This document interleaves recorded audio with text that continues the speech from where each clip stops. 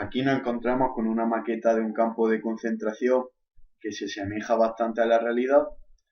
Entre sus características más generales podemos encontrarnos con la cantera, que era donde trabajaban los presos, un grupo de barracones, que era bastante numeroso, una fábrica donde trabajaban los presos, los crematorios y el lugar donde echaban los cuerpos de los presos que morían por diferentes circunstancias, un patio y algunas torres.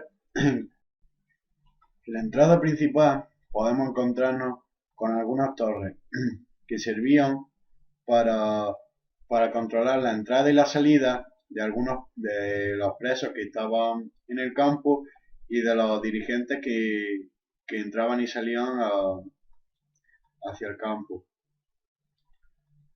Eran bastante altas y estaban hechas con materiales bastante rígidos para que no fueran destruidas. Al, al principio del campo podía haber o no una frase que decía Arbeit macht frei, que significaba el trabajo te hace libre. Si nos adentramos en el campo, podemos encontrarnos con el patio principal, que como podemos ver estaba custodiada en el centro por la bandera de los nazis, y en este patio era donde formaban a los presos. Si miramos hacia la derecha, podemos encontrarnos con un grupo de barracones. Si nos metemos dentro de ellos, podemos ver las características interiores y generales de ellos. Como podemos ver, estaba formada por muchas camas.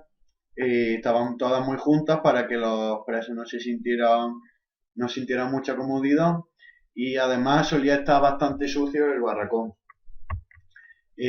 Por fuera solía tener pocas ventanas, y cuando los tenían solían estar con rejas para que los presos no se escaparan.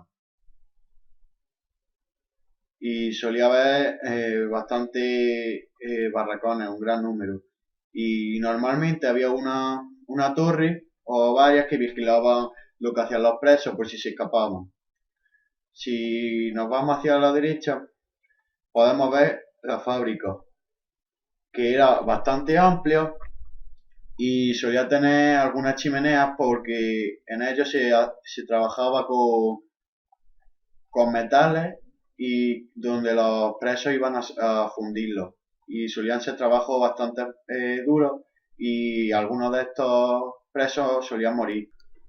Con los cuerpos de los presos que morían, los solían apilar en esta zona.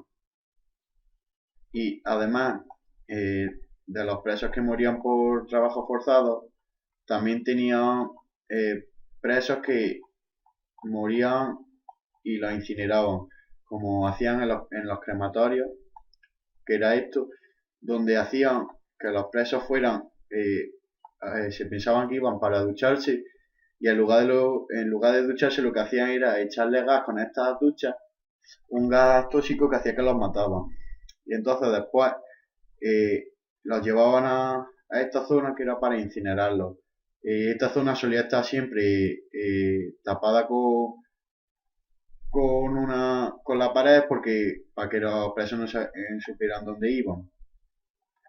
Los crematorios eran bastante amplios para albergar bastantes presos, y solían tener una o dos chimeneas para eliminar el humo de cuando incineraban a los presos.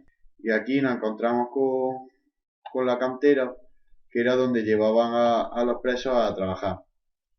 Solía ser un lugar natural, como una especie de depresión en el terreno, y aquí solían trabajar con minerales y cosas de este estilo.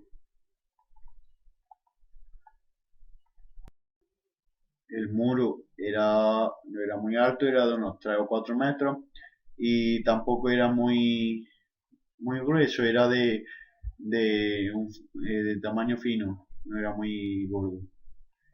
Y finalmente decir que este es nuestro trabajo de sociales, que somos un grupo de cuarto de eso, de la SAFA. Y ha sido